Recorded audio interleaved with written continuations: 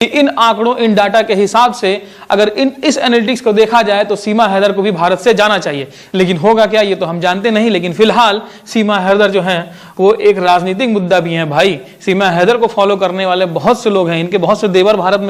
Hello, जय श्री राम, राधे राधे, नमस्कार। कैसे हैं आप सब? आशा करती हूँ आप सब अच्छे होंगे।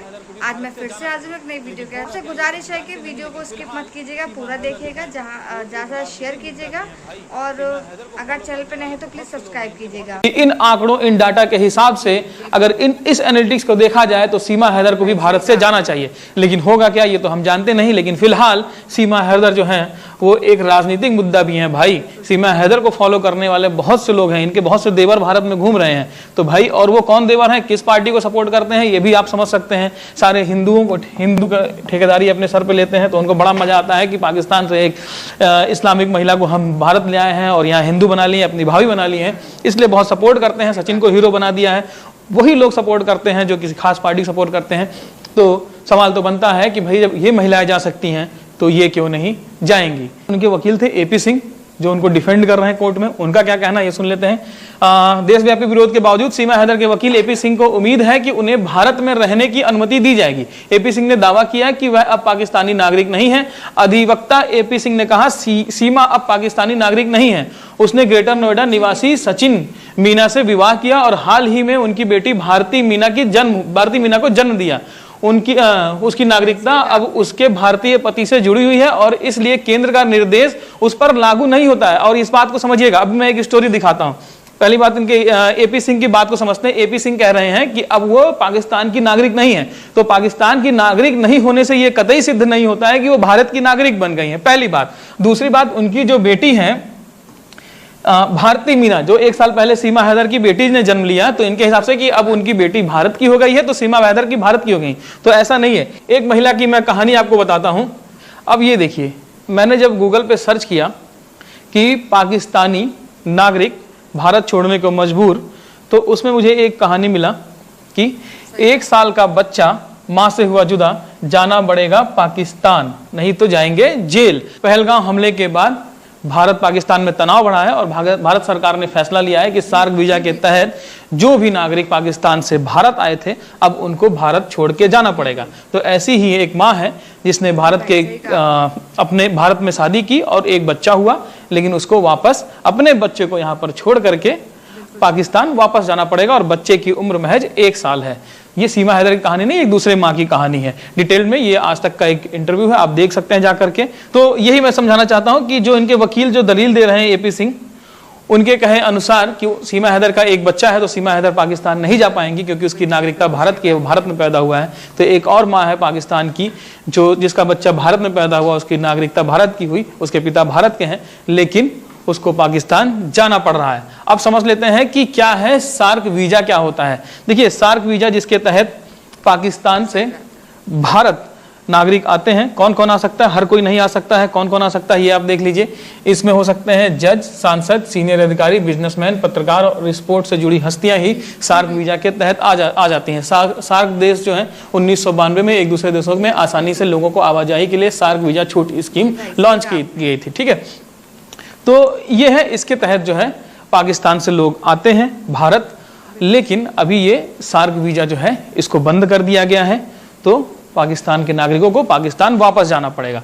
अब समझते हैं कि ट्विटर पे क्या बवाल मचा हुआ है सीमा हैदर को जाने के लिए। ट्विटर पर एक यूजर ने लिखा है कि पहलगाम हमले पर लोग पूछ रहे हैं आतंकी भारत में कैसे घुस आए। सीमा हैदर आई तो किसी ने कुछ नहीं कहा बल्कि इसे स्टार बना दिया। भारत में जब सीमा हैदर गैर कानूनी तरीके से घुसी थी नेपाल में नेपाल के रास्ते अपने 4 बच्चों को लेकर के, तो भैया बड़ा ढोल नगाड़ा बजा था कि पाकिस्तान से भाभी आई। और ये भाई साहब ने बहुत बड़ा तीर मार दिया है कि ये पाकिस्तान से एक 4 बच्चों की माँ को भगा के ले आए हैं। इतना ढोल नगाड़ा बजा और इतना स्वागत हुआ कि भैया पूछो मत। लेकिन अब जब आतंकी गैर कानूनी तरीके से घुस आए और 26 लोगों को पूछ कर कि तुम हिंदू हो कि तुम मुस्लिम हो, पूछ करके मार दिया, तब भाई लोगों ने क्यों सवाल नहीं किया। वही लोग जो ढोल नगाड़े बजा रहे थे उस समय, वो अब कहां गायब हो गए हैं। अब विदेश मंत्रालय ने पाकिस्तानी नागरिक भारत छोड़ने को कहा है क्या? सीमा हैदर भी जाएंगी क्या? ये सवाल पूछ रहे हैं नागेंद्र सिंह राजपूत जी। तो भाई इनका सवाल बड़ा जायज है, इसलिए हमने इसको इंक्लूड कर लिया है। अब उन कुछ माओ, उन कुछ नागरिकों, उन पाकिस्तान के नागरिकों की कहानी जानेंगे जो भारत में आए थे इलाज कराने के लिए। कोई किडनी ट्रांसप्लांट कराने के लिए आया था, कोई लीवर का ट्रांसप्लांट कराने के लिए आया था, कोई अन्य कारणों की वजह से भारत में आया था, किसी ने शादी की थी, किसी का वीजा लगा हुआ था, वो लोग आए थे। ठीक है, ऐसे लोगों की कहानी जानेंगे। ये लोग जब भारत छोड़ के जा रहे हैं तो सीमा हैदर को क्यों नहीं जाना चाहिए। ठीक है, तो ये है समरीन जी। समरीन जी पाकिस्तान से आई थी भारत से नहीं जाना चाहती पाकिस्तान की समरीन, रो रो कर बुरा हाल है। पहलगाम हमले पर कहा जिसने ये किया उसको पकड़ो, मेरी क्या कसूर। न्यूज एजेंसी ANI से बातचीत में उन्होंने अपने पति की तरफ इशारा करते हुए कहा, मैं सितंबर में आई थी, यहाँ आकर अक्टूबर में मैंने इनसे शादी की थी।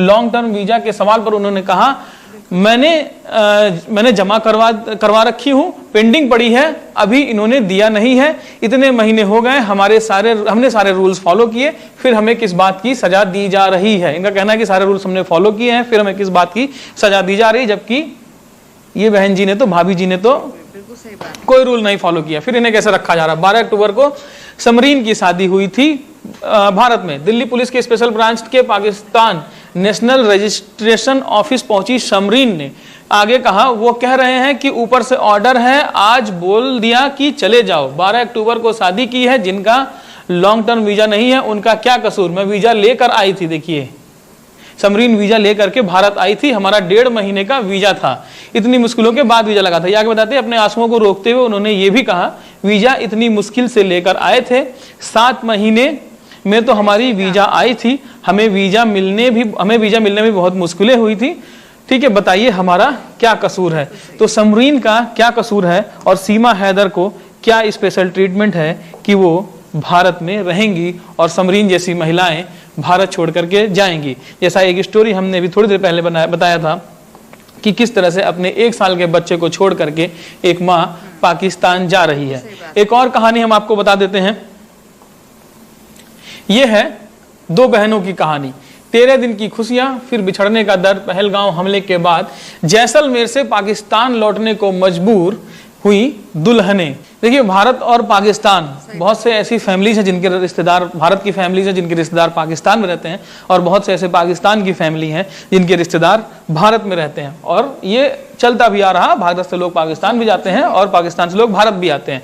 तो ये कहानी है 2 ऐसी महिलाओं की जो भारत ब्याह करके आई 2 भाइयों के साथ में, और फिर उन्हें पाकिस्तान जाना पड़ रहा। देखिए, वर्ष 2023 में, ज्यादा समय की बात नहीं है, पाकिस्तान के सिंध प्रांत के घोटकी में सालेह मोहम्मद और मुश्ताक अली की अपने रिश्तेदारों से मुलाकात के दौरान 2 युवकों को 21 वर्षीय कर्मा खातून और 22 वर्षीय सचुल से प्रेम हो गया।